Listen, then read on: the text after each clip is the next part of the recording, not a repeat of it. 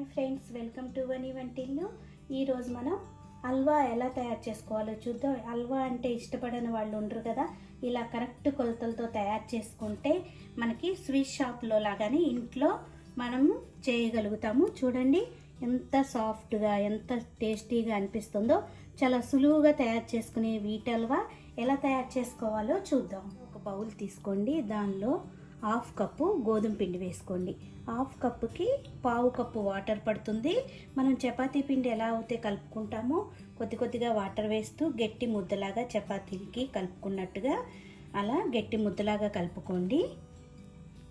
ఇలా గట్టి ముద్దలాగా కలుపుకున్నాం కదా. ఇప్పుడు దీన్ని ఒక బౌల్ తీసుకుని 2 కప్పులన్నర వాటర్ వేసుకోండి. దానిలో మనం ఇప్పుడు కలుపుకున్న ఈ గోధుమ పిండిని చిన్న చిన్న ముద్దల్లాగా దానిలో వేసి 3 గంటలు నానబెట్టుకోవాలి. మూత పెట్టి పక్కన పెట్టుకుందాం. 3 గంటలు నానిన తర్వాత ఇప్పుడు చూడండి మనకి పిండి నానిపోయింది. దీన్ని ఇప్పుడు ఈ వాటర్లో బాగా సాఫ్ట్గా అయ్యే వరకు కలుపుకోవాలి. ఈ పిండి అంతా వాటర్లో కలిసిపోయేలా కలుపుకోండి.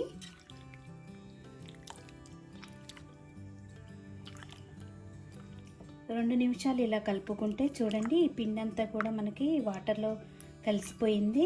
ఇప్పుడు ఒక్క 10 నిమిషాలు పక్కన పెట్టుకుంటే మనకి ఈ గోధుమ పాలు పైకి వచ్చి ఏమన్నా ఉంటే కిందకి వెళ్తుంది. అప్పుడు మనం స్ట్రెయిన్ చేసుకోవచ్చు ఈజీగా. 10 నిమిషాల తర్వాత మరొక బౌల్ని తీసుకోండి. చూడండి మనకి ఈ వాటర్ అనేది పైకి తేలింది కదా. ఇప్పుడు మరొక బౌల్ తీసుకోండి. దీన్ని ఇప్పుడు మనం స్ట్రెయిన్ చేసుకోవాలి. మీ దగ్గర స్ట్రెయినర్ లేకపోతే క్లాత్లో అయినా కూడా వడగట్టుకోవచ్చు. ఇలా ఒక చిన్న స్ట్రెయినర్ తీసుకుని ఈ వాటర్ని వడకట్టుకోవాలి. కొద్ది కొద్దిగా పోసుకుంటూ వడకట్టుకోండి ఈ వాటర్ని అంతా కూడా. ఇలా వడగట్టుకున్నాక ఇలా తుక్కు అనేది సపరేట్ అవుతుంది. ఇదంతా మనకు వేస్టేను, ఇది పారేయచ్చు. ఇప్పుడు ఇలా రెడీ అయిన పాలని పక్కన పెట్టుకోండి. ఇప్పుడు వీటితో మనం తయారు చేసుకోవాలి. ఇప్పుడు దీనిలో కావాల్సిన పదార్థాలు చూద్దాం. 4 కప్పు పంచదార తీసుకోండి. 4 టేబుల్ స్పూన్లు నెయ్యి తీసుకోండి. బాదాం పలుకుల్ని ఇలా సన్నగా కట్ చేసి తీసుకోండి. 5-6 బాదాంని ఇలా కట్ చేసి తీసుకోండి. కొద్దిగా జీడిపప్పుని నేతిలో వేయించుకుని ఇలా ముక్కలుగా చేసి పక్కన పెట్టుకోండి. పావు టీ స్పూన్ యాలక పొడి తీసుకోవాలి. ఇప్పుడు తయారీ విధానం చూద్దాం. ఇప్పుడు స్టవ్ ఆన్ చేసుకుని ఒక ప్యాన్ పెట్టుకోండి. ఇప్పుడు తయారు చేసుకున్న ఈ గోధుమ పాలని దీనిలో వేసుకుని మనం ఒక్క 10 నిమిషాలు తిప్పుకుంటూ ఉంటే ఇది చిక్కబడుతుంది. లో ఫ్లేమ్లో పెట్టుకుని కొద్దిగా తిప్పుతూ ఉండండి. ఇలా కాగుతున్నప్పుడు మధ్య మధ్యలో మనం ఇలా తిప్పుకుంటూ ఉంటే ఇది చిక్కబడుతూ ఉంటుంది.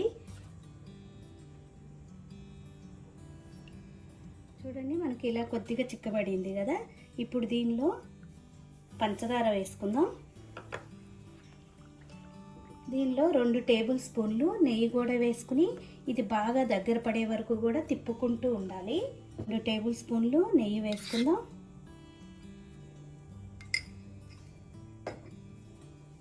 మిగతా నెయ్యిని గట్టి పడుతూ ఉన్నప్పుడు మధ్య మధ్యలో 1 టేబుల్ స్పూన్ నెయ్యి యాడ్ చేసుకుంటూ ఇలా గట్టిపడే వరకు కూడా తిప్పుకుంటూ ఉండాలి. చూడండి ఇలా కాగుతూ దగ్గర పడుతున్నప్పుడు ఇంకొంచెం ఇందాకటి కన్నా మనకి కొంచెం చిక్కబడింది కదా. ఇలా తిప్పుకుంటూ ఉంటే చిక్కబడుతూ ఉంటుంది. ఇప్పుడు మనం మళ్ళీ ఇంకొక టేబుల్ స్పూను నెయ్యి వేసుకుందాం. దీనికి కొంచెం నెయ్యి అనేది ఎక్కువే పడుతుంది, హల్వా కదా. ఇలా ఇంకా చిక్కబడే వరకు కూడా ఇలా తిప్పుకుంటూ ఉండండి. హల్వా చిక్కబడేలోపు మనం ఏ ప్లేట్లో తీసుకుందాం అనుకున్నామో అడుగున కొద్దిగా నెయ్యిని రాసి పక్కన పెట్టుకుందాం. ఆ బౌల్కి ప్లేట్లో అయినా మీరు వేసుకోవచ్చు, ఇలా బౌల్లో అయినా కూడా వేసుకోవచ్చు. ఇలా నేతిని రాసి పక్కన పెట్టుకుందాం. చూడండి చాలా వరకు చిక్కగా అయిపోయింది కదా. ఇప్పుడు మనకి నెయ్యి అనేది సపరేట్ అయ్యి ప్యాన్కి ఏమీ అతుక్కోకుండా ఉన్న వరకు కూడా దీన్ని చిక్కబడినివ్వాలి ఇట్లా తిప్పుకుంటూ.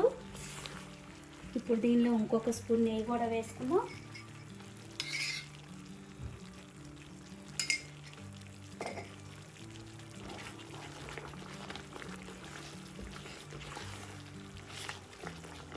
చాలా వరకు మనకి గట్టి పడిపోయింది కదా. ఇప్పుడు దీనిలో కొద్దిగా యాలక పొడి వేసుకుందాం.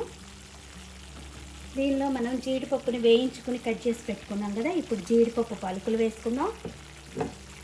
మీరు కావాలంటే ఇలానే ఉంచుకోవచ్చు, లేకపోతే మీరు కొంచెం ఫుడ్ కలరు వేసుకోవచ్చు. నేను ఇట్లా ఆరెంజ్ ఫుడ్ కలరు వేస్తున్నాను. కొద్దిగా ఫుడ్ కలర్ వేసుకుందాం. మొత్తం కూడా ఇలా కలుపుకోవాలి.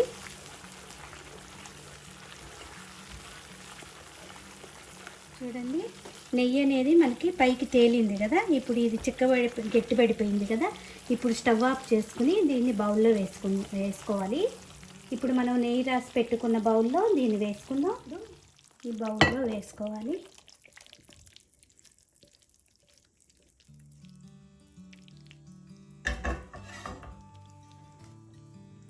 మొత్తం కూడా ఇలా ఒకసారి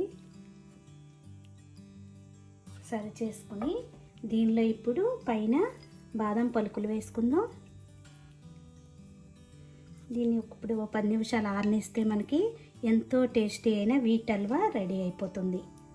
10 నిమిషాల తర్వాత మనకి చూడండి గట్టిగా అయ్యింది హల్వా. ఇప్పుడు మనం ఒక ప్లేట్లోకి తీసుకుని కావాల్సిన సైజులో మనం ముక్కలు కోసుకోవాలి. ఒక ప్లేట్లో మీరు ఈ గిన్నెని ఇలా బోర్లించినట్టు అయితే చూడండి ఎంతో టేస్టీ అయిన హల్వా మనకి వచ్చేసింది. దీన్ని ఇప్పుడు మనకు కావాల్సిన సైజులో ముక్కలు కోసుకుందాం. ఈ వీడియో మీకు నచ్చినట్టయితే లైక్ చేయండి, షేర్ చేయండి, కామెంట్ చేయండి. మరిన్ని వీడియోల కోసం వనీ వంటిల్ని సబ్స్క్రైబ్ చేసుకోండి. Thank you for watching.